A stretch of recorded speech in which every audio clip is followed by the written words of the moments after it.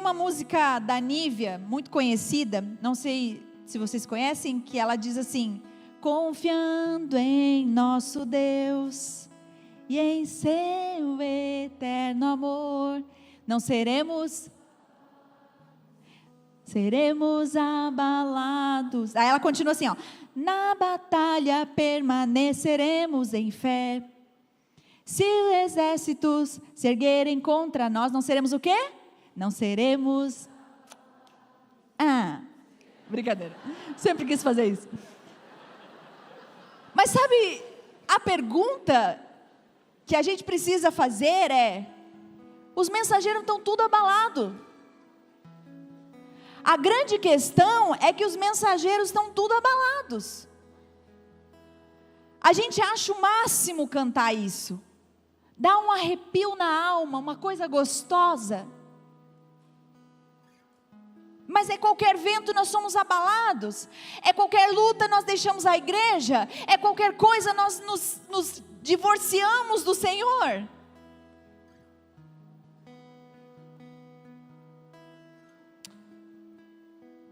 John MacArthur diz: o exemplo paulino de humildade abnegada mostra que as piores circunstâncias são aquelas em que a alegria pode ser maior. Quando as coisas que consideramos praticamente garantidas em nossa vida começam a ruir, quando o sofrimento e a tristeza aumentam, os crentes devem ser levados a uma comunhão cada vez mais profunda com o Senhor. A pergunta é: como você fica quando as coisas começam a ruir na sua história? Qual é a opção que você escolhe quando as opções ali são ficar, mesmo que haja sacrifícios por causa do Evangelho, ou aliviar a pressão para que eu fique bem? Você se alegra em meio ao sofrimento quando percebe que, por causa disso, o nome do Senhor está sendo exaltado? Esse realmente é um desafio para todos nós. Não é fácil, não é simples, não é de um dia para o outro. Porque ele depende de uma confiança na eternidade e não nas coisas daqui. Depende de você amar mais ao Senhor do que a sua própria vida.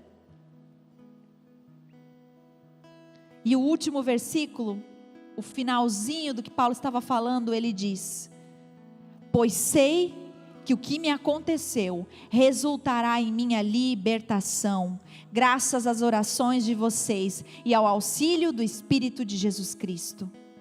Paulo não gostaria de estar ali naquele lugar. Paulo, ele não tem prazer no próprio sofrimento, como se isso o fizesse herói. Isso significava, o que ele está dizendo, que a libertação significava muito mais do que sair da cadeia. Estava ligado ao grande propósito da sua vida, de finalizar com honra aquilo que Deus lhe pediu. Como Paulo conseguia ser tão resiliente? Como é que Paulo conseguia colocar Deus em suas prioridades em detrimento das dele? Como? Você não se pergunta isso? Como? Gente, como?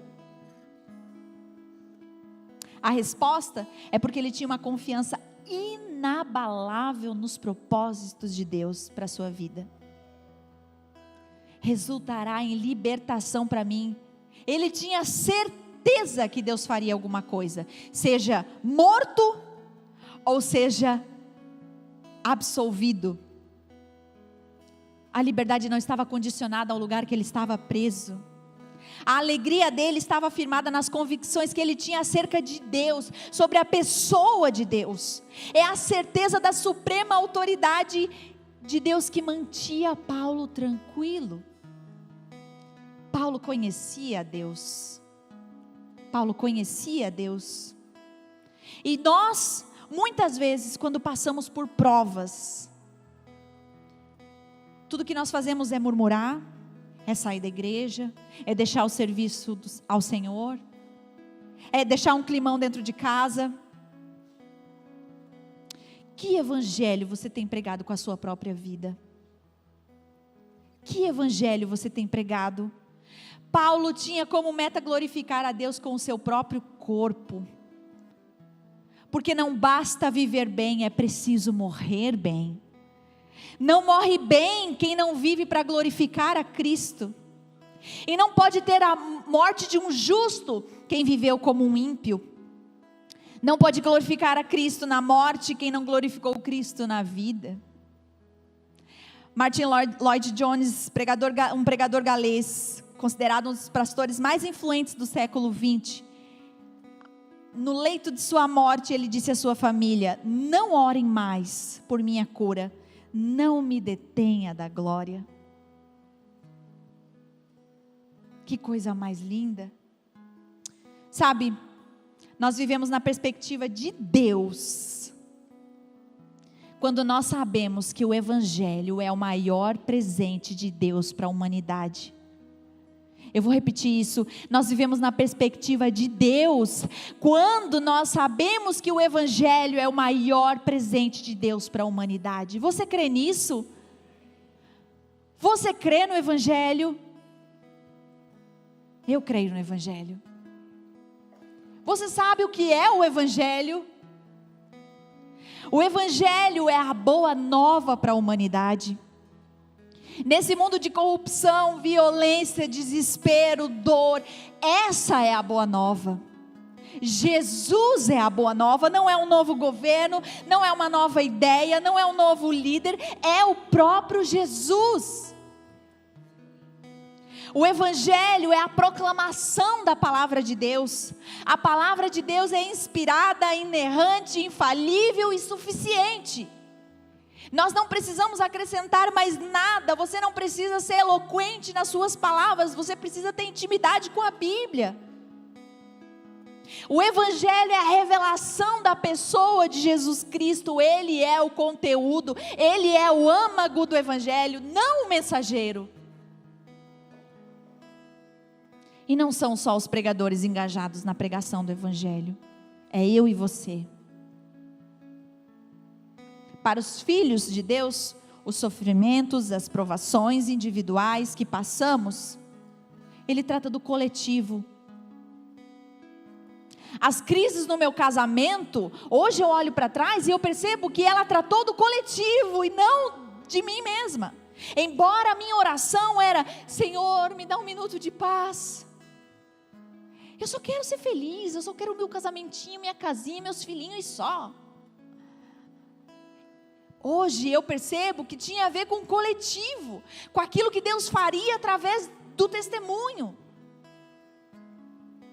As perseguições da nossa família, que nós vivíamos individualmente dentro da nossa casa, tinha a ver com o coletivo.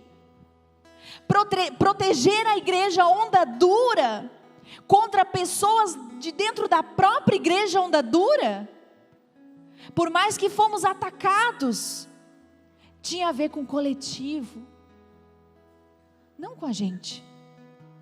As dificuldades financeiras que nós lá em casa passamos por bastante tempo, tinha a ver com o coletivo, não com a gente. Deus faz no indivíduo por causa do coletivo. Deus faz em você por causa do coletivo. E talvez você está perguntando: quem é o coletivo? Olha para a pessoa do lado. Ela é o coletivo. Olha para trás, olha para frente. Eles são o coletivo. A família de Cristo. Paulo estava preso por causa do coletivo, por causa da igreja. Sabe o que é una? Una é quando entendemos que a minha vida individual serve o reino de Deus. Quem ama a Deus vive procurando perceber as portas que são abertas através do caos. E nós só podemos suportar os sofrimentos quando aumentamos o nosso amor a Deus. Isso é a base de passarmos por provações.